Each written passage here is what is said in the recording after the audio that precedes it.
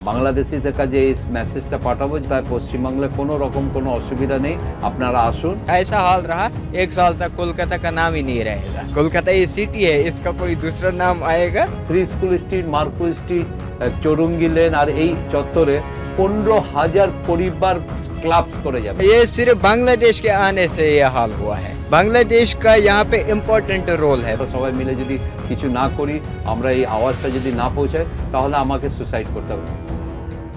বাংলাদেশের রাজনৈতিক অস্থিরতার কারণে কলকাতায় দেশটির পর্যটক উপস্থিতি একেবারেই নগণ্য। আর এবারের রমজানে বাংলাদেশি পর্যটকের অনুপস্থিতি কলকাতার নিউ মার্কেট এলাকার ব্যবসায় বড় ধরনের প্রভাব ফেলেছে। অনেক খুচরা বিক্রেতা বিক্রয়ে ব্যাপক পতনের কথা জানাচ্ছেন। মহামারীর পর এবারই প্রথম বাংলাদেশি পর্যটকেরা এই শপিং মল এলাকার কেনাকাটার কোথাও কারো দেখা নেই। পশ্চিমবঙ্গের রাজধানী কলকাতার নিউ মার্কেট, ট্রেজার আইল্যান্ড, সিম পার্ক মল ও আশেপাশের অন্যান্য বাজারের দোকান মালিকদের মতে তাদের মোট ব্যবসার প্রায় 50 থেকে 55% বাংলাদেশি ক্রেতাদের উপর নির্ভরশীল। কিন্তু এবছর বাংলাদেশি পর্যটকেরা একেবারেই মুখ ফিরিয়েছেন, যা শুধু কলকাতা নয়, গোটা ভারতের জন্যই এক বড় ধাক্কা। গত বছরের জুন থেকে বাংলাদেশের রাজনৈতিক ও অর্থনৈতিক অস্থিরতার কারণে সীমান্ত পেরিয়ে কলকাতায় আসা পর্যটকের সংখ্যা প্রায় 80% কমে গেছে। যেসব পর্যটক এখন কলকাতায় আসছেন তাদের বেশিরভাগই মূলত চিকিৎসার জন্য যাচ্ছেন, তাও হাতে গোনা কিছু লোক একেবারে বাধ্য হয়ে যাচ্ছেন।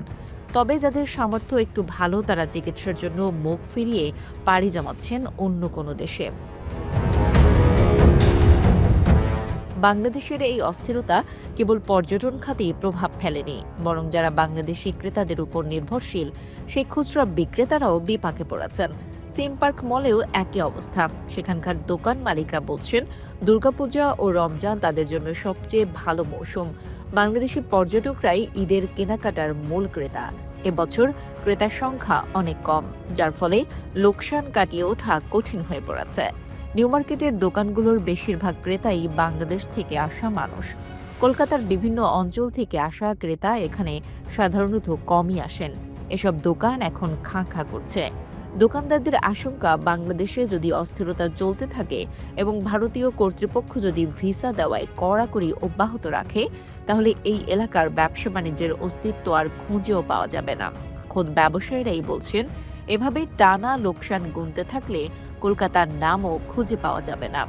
ऐसा हाल रहा 1 साल तक कोलकाता का नाम ही नहीं रहेगा। कोलकाता ये सिटी है, इसका कोई दूसरा नाम आएगा। গত 5 আগস্টের পর ব্যবসার অন্যতম কেন্দ্র এভাবে রাতারাতি বদলে যাবে, সেটা কল্পনাও করতে পারেননি কলকাতার ব্যবসায়ীরা। তাই দ্রুতই এই চলমান সংকটের অবসান চান ভুক্তভোগীরা, যাতে ঘর সংসার নিয়ে কোনো মতে টিকে থাকতে পারেন ব্যবসা নিয়ে।